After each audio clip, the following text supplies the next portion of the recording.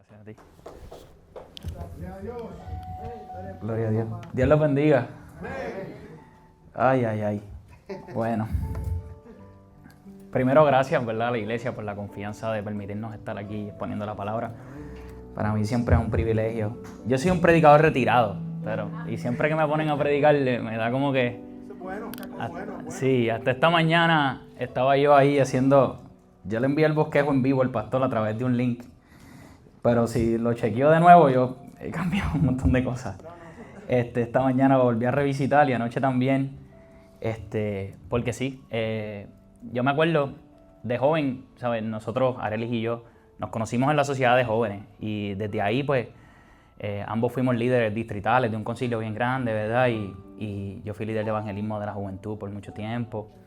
Y llegó un momento dado en mi vida que, debido a las decepciones, al sistema de iglesia, yo me prometí a mí mismo no volver a predicar.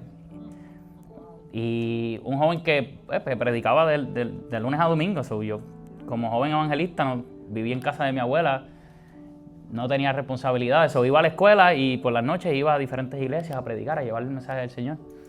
Pero en un momento dado de mi vida oscuro, digo oscuro emocionalmente, no malo, sí, me decepcioné bastante del sistema y prometí nunca volver a predicar. No sé, por mucho tiempo decía que era agnóstico, decía que no creía más en Dios, estupideces que uno hace para convencerse a sí mismo del llamado que Dios depositó sobre uno, y estuve, no sé, unos 4 o 5 años sin predicar. Bueno, sin predicar en un altar, porque donde quiera que uno iba, tú sabes, siempre se daba la conversación esporádica de Dios entre amigos, entre panas, y uno corregía los disparates que escuchaba por ahí y terminaba predicando uno. Así que nada, agradecido con el pastor y la iglesia por la confianza de permitirme predicar esta mañana. Y quiero darle gracias a la iglesia porque nosotros llevamos ya unos cuantos meses congregándonos acá y puedo decir de parte de Arelis y de mí que nos hemos sentido muy bien acogidos, muy amados, muy queridos.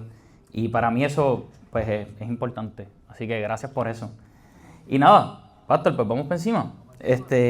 Yo quisiera que ustedes, si me dan la oportunidad, abran sus Biblias en Isaías 26, versículo 3.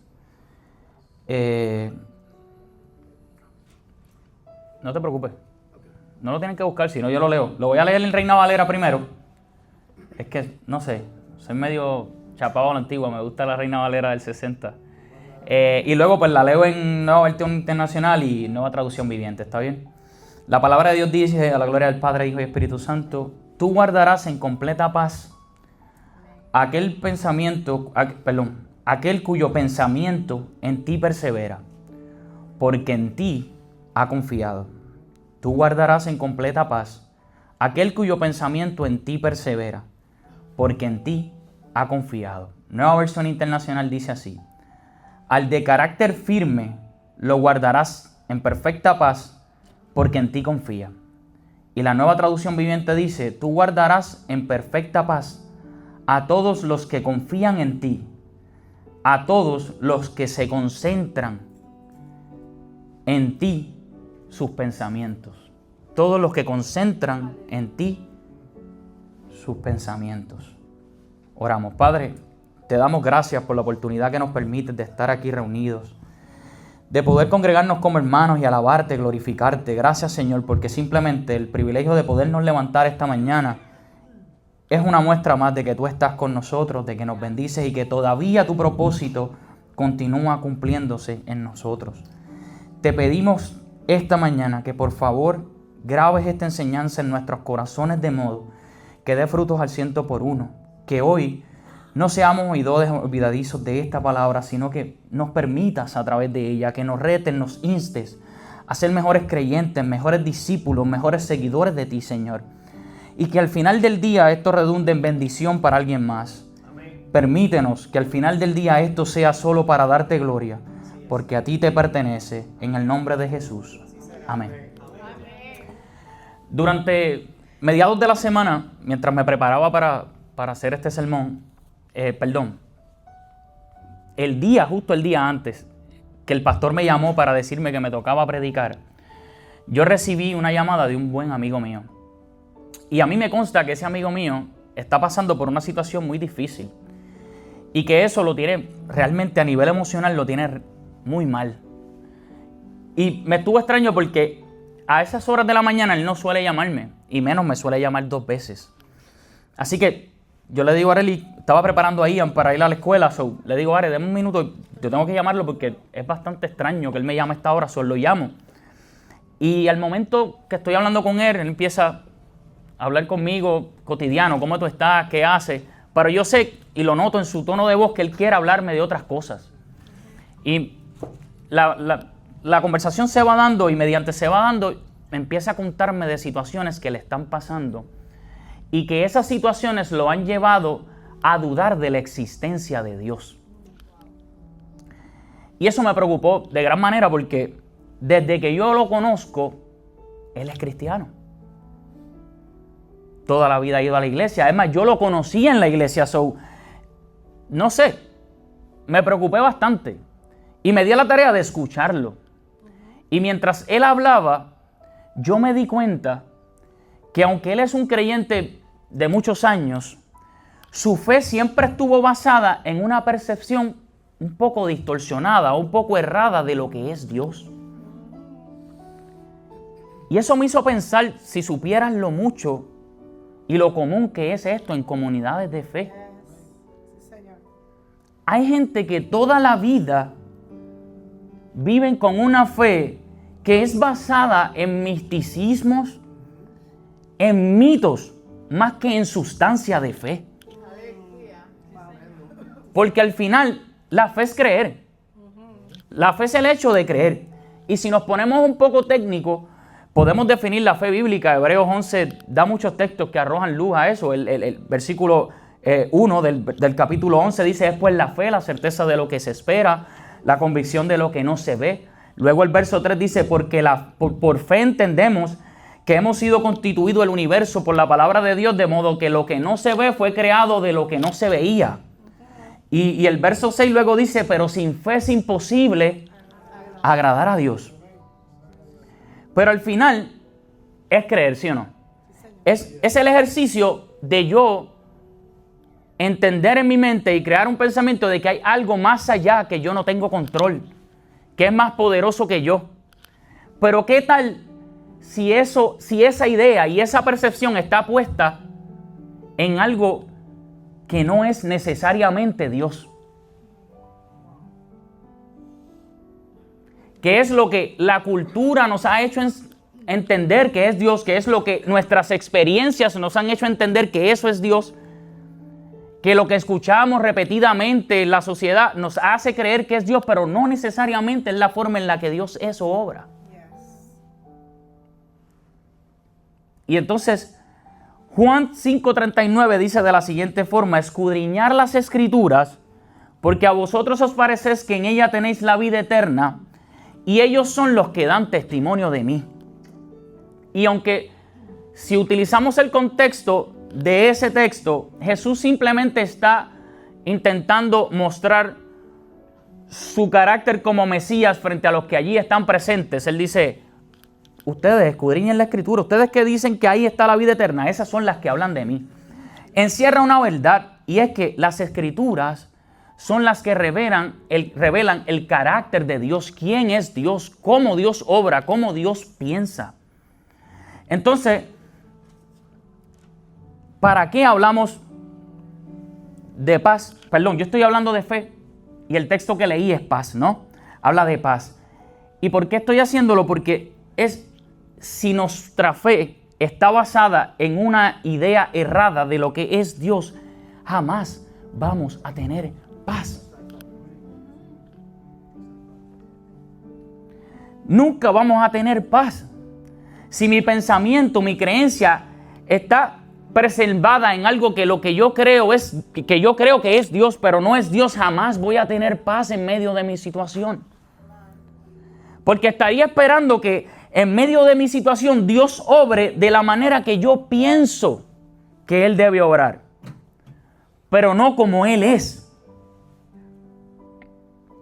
Y es que hemos creado la imagen de un todopoderoso, que es todopoderoso, que está en control absoluto de todo, al punto de creer que ni una sola hoja de un árbol se cae sin que Dios lo permita. Hemos escuchado esa frase, ¿cierto? No es un texto bíblico, pero lo escuchamos, lo repetimos, lo internalizamos y entendemos que está en la Escritura por alguna razón. Y que Dios está al control de todo y de todo. Que Él está en todo. No me malinterprete. Él es omnisciente, omnipresente, omnipotente. Pero Dios crea un sistema que funciona por sí mismo. La obra de Dios es perfecta. Dice que cuando Dios creó al mundo lo hizo bueno. Y a través de eso creamos un sesgo de confirmación. Un sesgo de confirmación es, si pasa como yo estoy orando o pasa como yo entiendo, es la respuesta de Dios. Pero si no pasa, no fue su voluntad. Mira qué cosa. Ganamos, es 100%, porque si no pasa, es porque Dios no quiso. Y si pasa, es porque, ¿entiendes? Es como una realidad distorsionada de lo que Dios es. E ignoramos que en el proceso hay muchos errores, muchas malas decisiones, muchas cosas que hacemos en el camino que nos han llevado a donde estamos. Dije que cuando Dios creó el mundo, todo era bueno, perfecto. El pecado corrompió al hombre, no a su creación entera. Por eso la lluvia cae. Parte de la lluvia cae en el mar, otra en el río, otra en la tierra. La que cae en la tierra fertiliza la tierra da frutos. La que cae en el mar se evapora, vuelve arriba, vuelve y cae. Y el mundo está en constante movimiento por sí solo. Dios no está cogiendo la lluvia, poniéndola en el agua, recogiéndola de nuevo. ¿Me está entendiendo?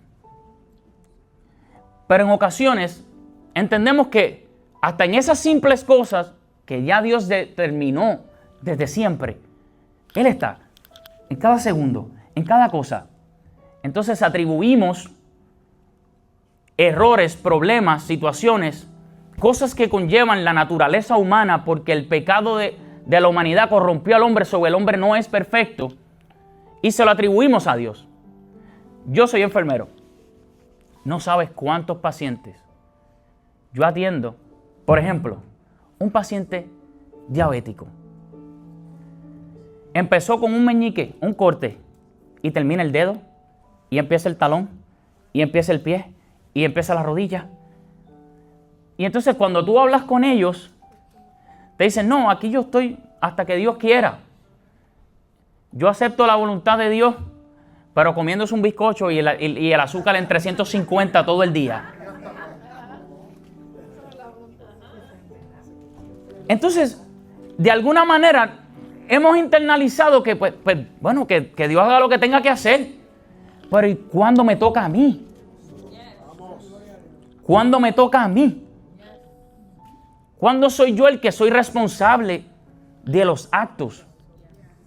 ¿Cuándo soy yo el que me toca decir, en esta situación en la que yo estoy, no fue Dios quien me puso?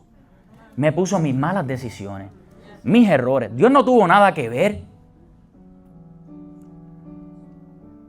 Escucha las quejas de mi amigo. Puede que usted se identifique en alguna de ellas. Mire esto. ¿Por qué si yo soy bueno,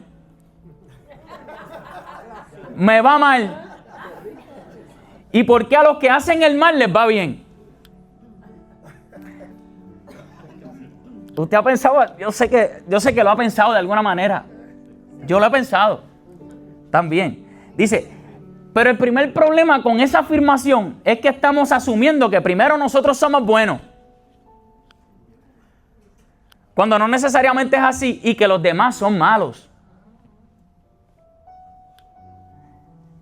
Voy a darte un ejemplo. ¿Por qué me despidieron del trabajo si yo era tan buen empleado? Pero he llegado 15 veces tarde en los últimos 2 meses.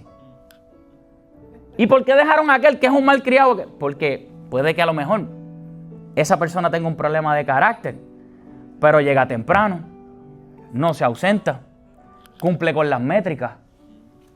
Al final del día. Pero aún suponiendo que tú eres bueno y que los que están a tu alrededor son malos, la vida no se trata de simplemente buenos y malos, malos y buenos, sino que Eclesiastés, mira lo que dice Eclesiastés 7:15, dice: todo esto he visto durante mi absurda vida, hombres justos a quienes su justicia los destruye, y hombres malvados a quienes su maldad les alarga la vida.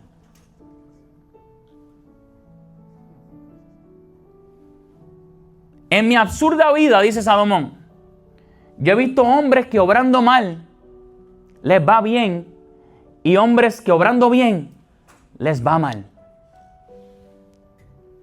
Jesús no le hizo mal a nadie. Y pagó con la muerte.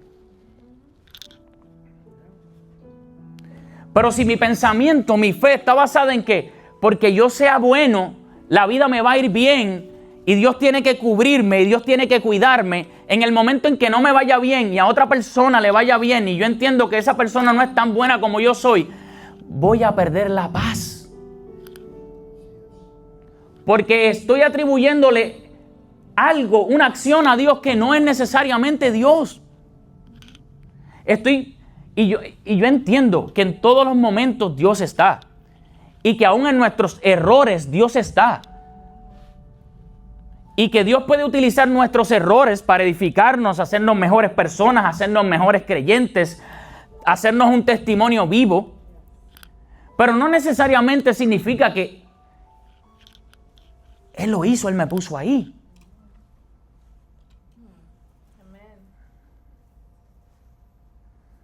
¿Por qué Dios permite esto? Dios no necesariamente lo está permitiendo. Como si estuviera moviendo piezas en un tablero. Tú no eres la ficha en un tablero de ajedrez de Dios contra el diablo y no es de esa manera que funciona. Santiago 1, del verso 13 al 14 dice: cuando alguno es tentado, no diga que es tentado por parte de Dios, porque Dios no puede ser tentado por el mal, ni Él tienta a nadie, sino que cada uno es tentado cuando de su propia concupiscencia es atraído y seducido. Y entonces eso, llevado a la acción, conlleva el pecado, y el pecado, la muerte. Vuelvo y repito, yo creo que aunque Dios no está metiendo a la gente en problemas para que pasen pruebas y en ellas salgamos aprobados de la prueba, como el oro, sí aprovecha cada situación que sucede en nuestras vidas para acercarnos al carácter de Cristo. Pero no necesariamente somos puestos por Dios ahí. Al final, a Dios no hay que entenderlo, hay que obedecerlo. ¿Han escuchado eso? Y tiene razón, pero a Dios hay que conocerlo también. A Dios no hay que entenderlo, hay que obedecer, pero hay que conocerlo. Pero hay que conocerlo. Hay que saber qué Dios busca de mí, qué Dios demanda de mí, qué Dios es. Es triste que seamos creyentes y pasen los años y en nuestro corazón no haya existido la intención en ningún momento de conocer más profundamente a Dios, qué Dios quiere de mí, qué Dios está buscando de mí, qué Dios es. ¿Cómo puedo defender lo que... hay creyentes que no saben lo que creen. ¿Sabe? Se sientan con un inconverso y no pueden explicarle por qué creen, qué creen. Esos son los creyentes de los 10 textos bíblicos. Han memorizado 10 textos bíblicos y han vivido su vida entera basada en 10 textos bíblicos. y vienen y sirven. Y no estoy diciendo que son malas personas. Estoy diciendo que cuando tú eres así y pasas por alguna situación, la paz es probablemente que desaparezca de ti. Porque tu fe no está fundamentada en algo sólido, sino en una percepción. Y esa percepción va a crear en ti decepción. Y esa decepción va a hacer que dudes de Dios. Y el dudar de Dios va a hacer que pierdas la paz.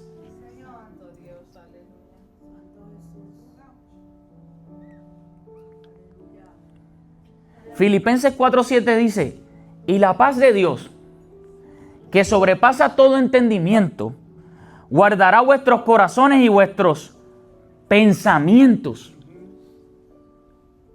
en Cristo Jesús. Nuestros pensamientos, guarda nuestro corazón, las intenciones y nuestros pensamientos en Cristo Jesús. Eso es lo que hace su paz.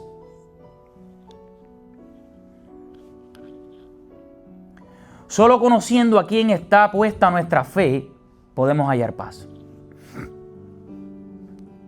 Y dice: tú guardarás en completa paz aquel pensamiento cuyo en ti persevera. Y el libro de Isaías, para que tenga un poco de contexto, en el siglo 8,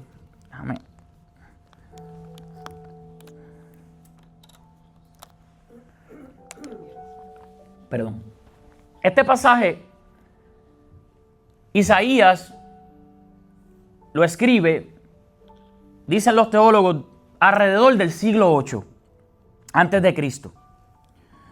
Durante un tiempo turbulento para el pueblo de Judá, porque el profeta Isaías ministró mientras potencias como Asiria estaban exponiendo y campando alrededor de Israel y de Judá.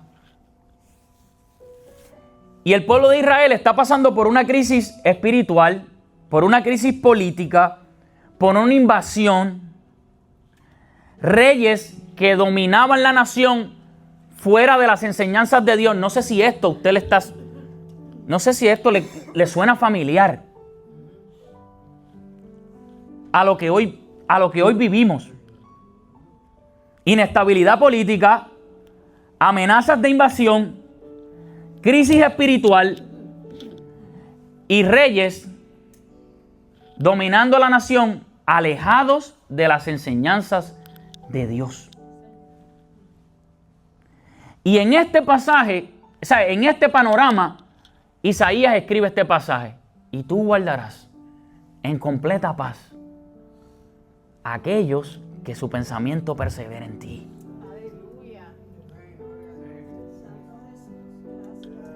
Podemos estar atribulados, perdidos, pero si nuestro pensamiento está en Él,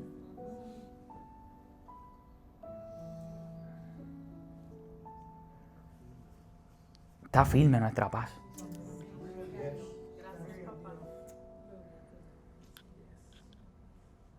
No se turbe vuestro corazón, ni tenga miedo.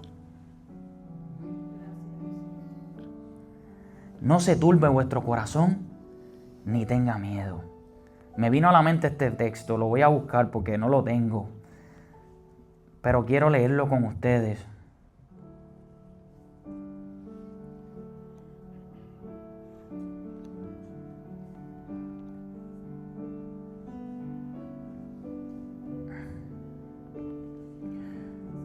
Ok.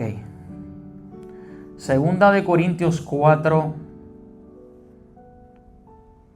7 en adelante dice: pero tenemos este tesoro en vasos de barro, para que la excelencia del poder sea de Dios y no de nosotros, que estamos atribulados en todo, mas no angustiados, en apuro, mas no desesperados, perseguidos, mas no desamparados, derribados, pero no destruidos.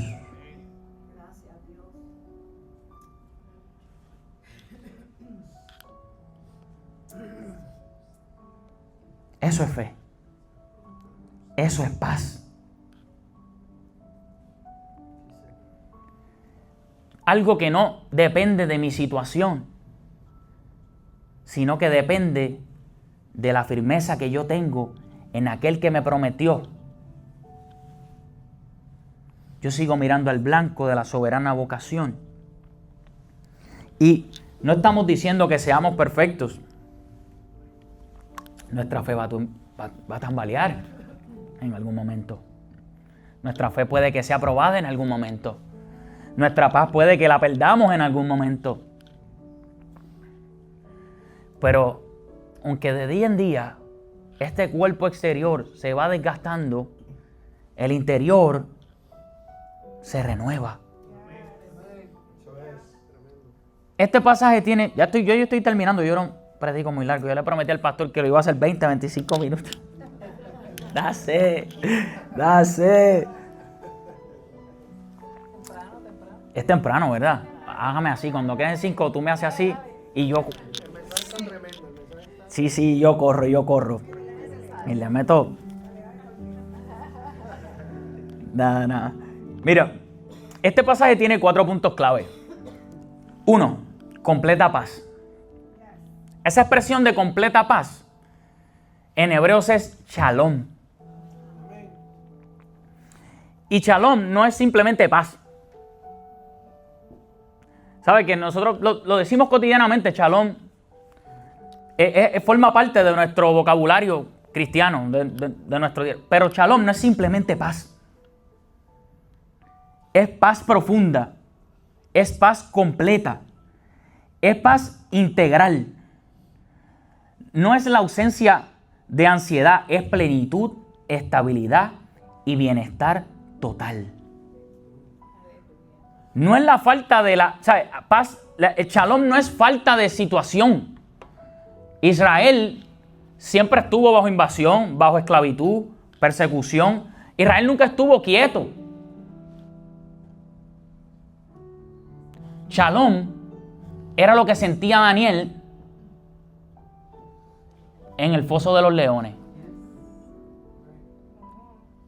No, la Biblia no lo dice, pero a mí no hay quien me convenza de que ese tipo no tenía miedo ahí adentro.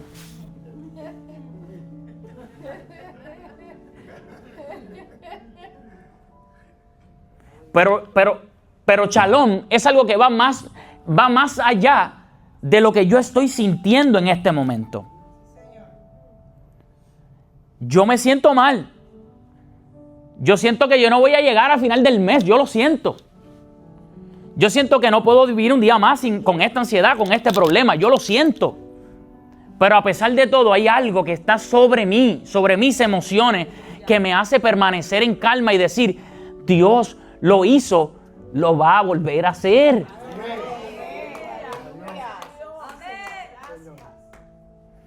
Shalom era lo que sentían los jóvenes hebreos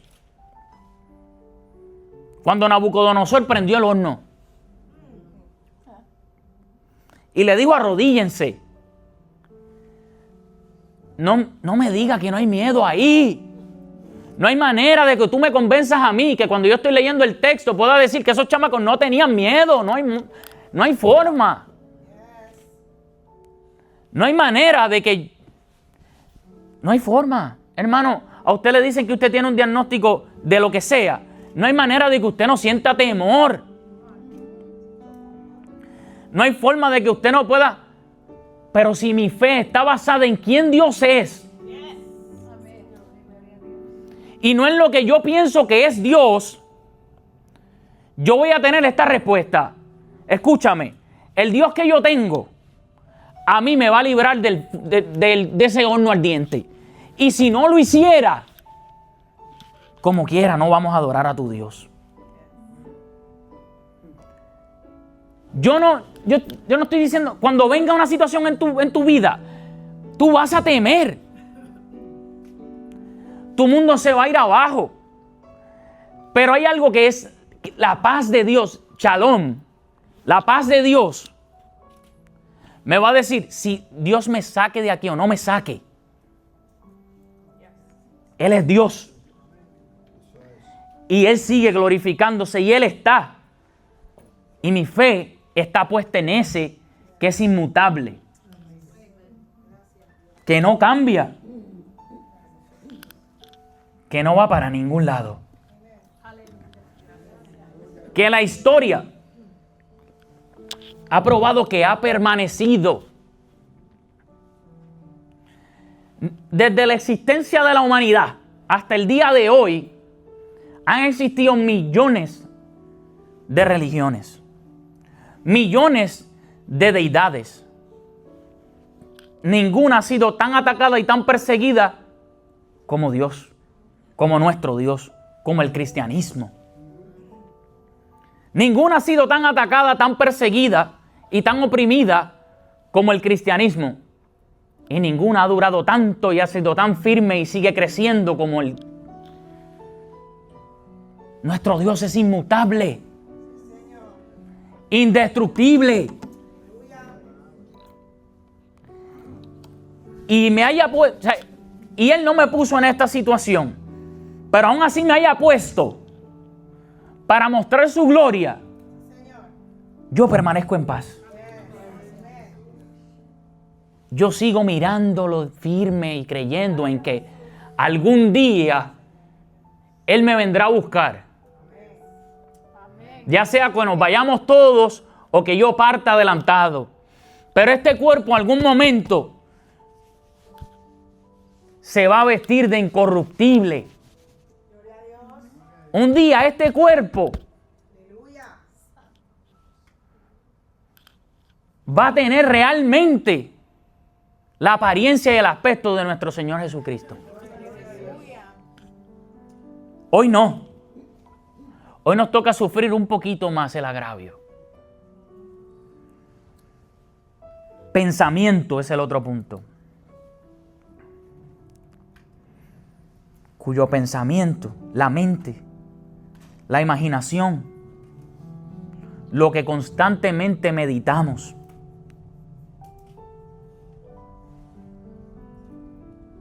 constantemente meditamos pensamientos de bien o pensamientos de mal.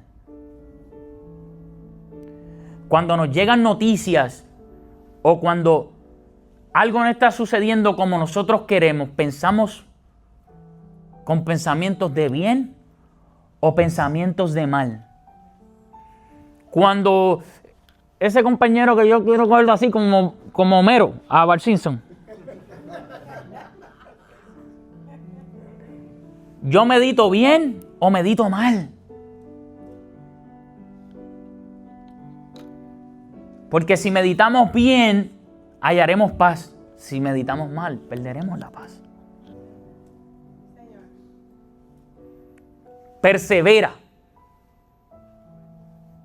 Es mantenerse firme. No soltar. Resistir. Permanecer enfocados.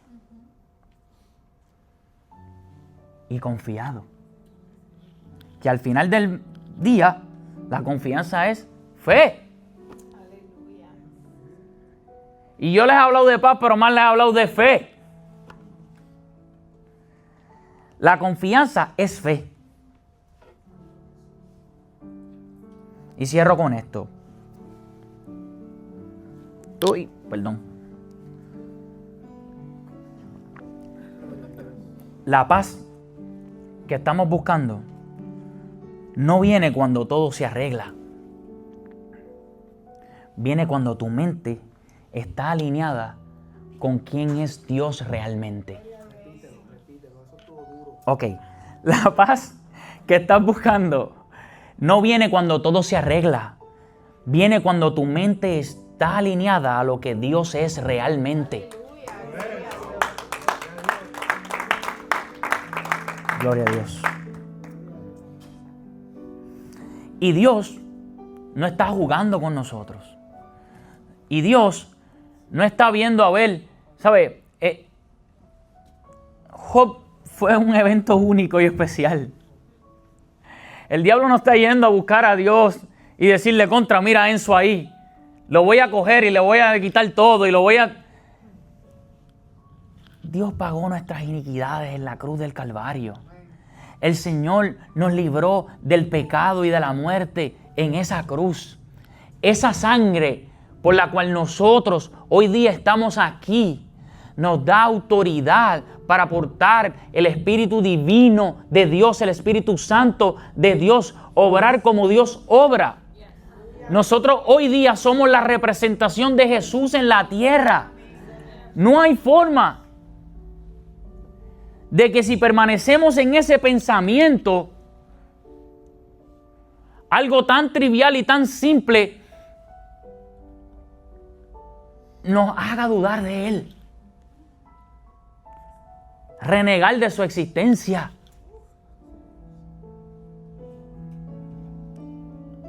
Porque cuando conoces a Dios correctamente, puedes confiar correctamente.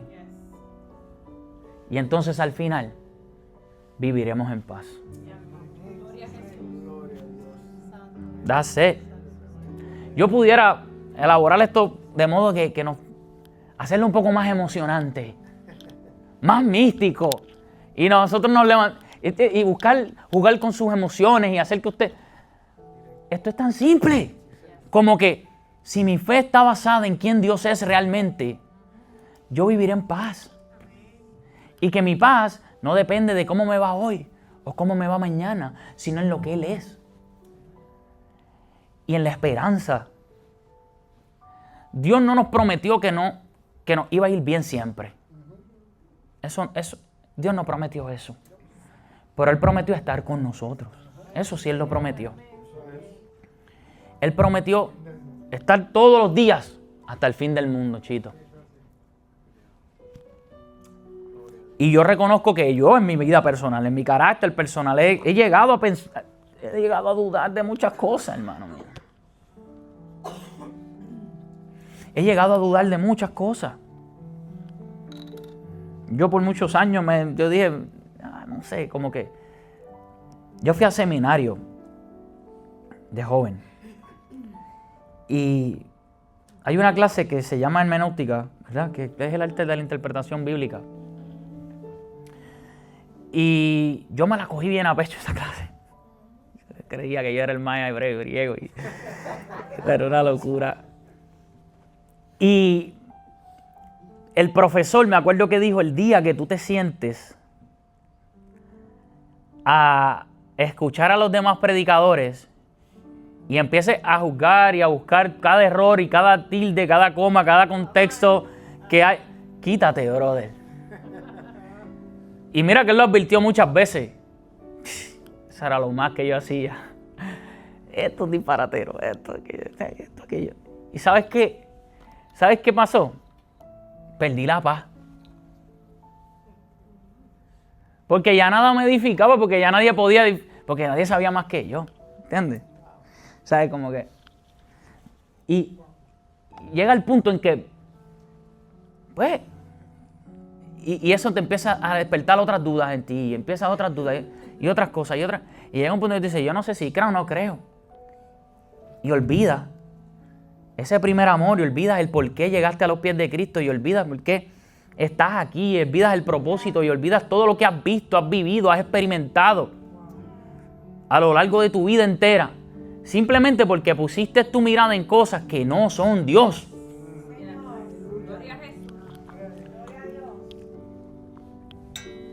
Perdón. La Biblia es la palabra de Dios. La Biblia es la palabra de Dios. Pero este libro, esto no es Dios.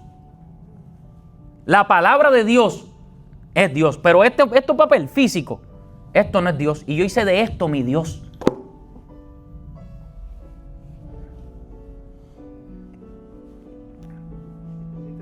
Y perdí mi paz.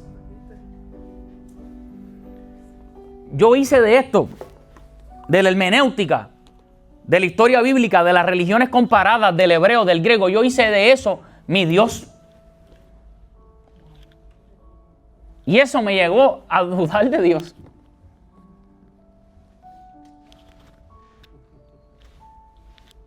Y perdí la paz y viví años oscuros. Y me da ganas de llorar cuando lo recuerdo. Y me prometí no volver a predicar y que yo no iba a volver a hacer nada.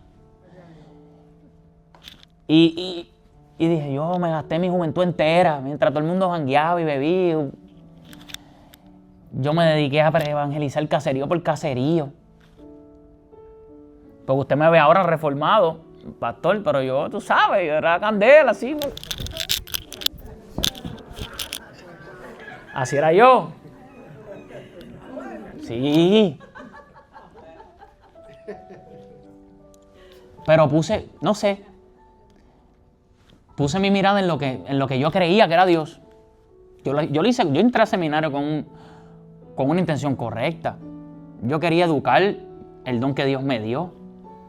Yo quería, ¿me entiendes?, seguir desarrollándome como predicador, como evangelista. Yo quería hacerlo. Pero hice de algo que no es Dios mi Dios.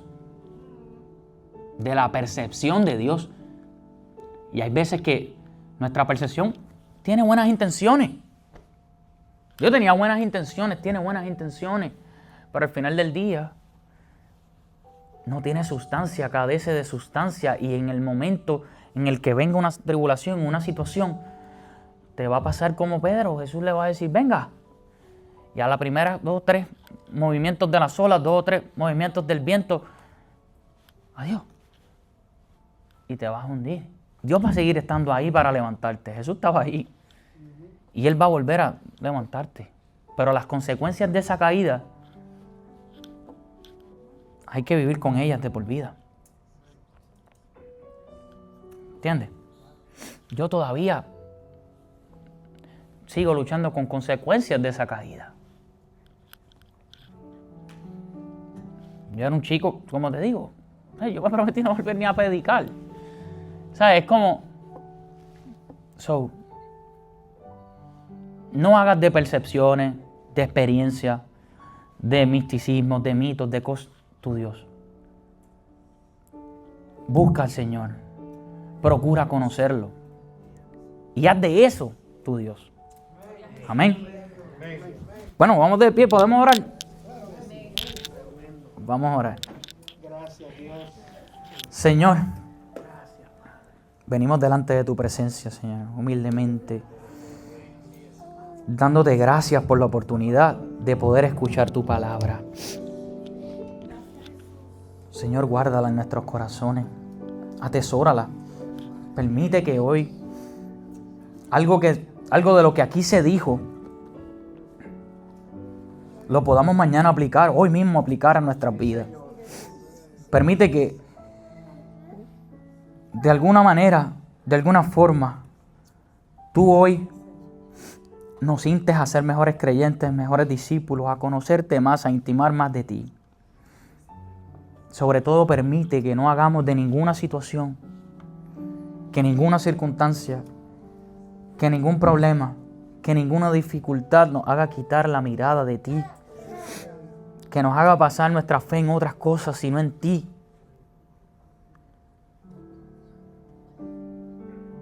Permítelo, Señor. Da frutos al 100 por 1. Y haznos hacedores de esta palabra. Si hay alguien aquí pasando una necesidad, Señor, súplela en tu perfecta voluntad. Si hay alguien aquí en medio de una enfermedad, sánale en el nombre de Jesús. Señor, porque no se trata de que no creemos que tú sanas, que tú libertas, que tú restauras, que tu palabra sigue haciendo lo que fue llamada a hacer. Y tu Espíritu Santo sigue obrando de la manera que siempre ha obrado. Pero permítenos discernir cuándo fuiste tú y cuándo fuimos nosotros. Gracias, Señor. En el nombre de Jesús. Amén. Pastor.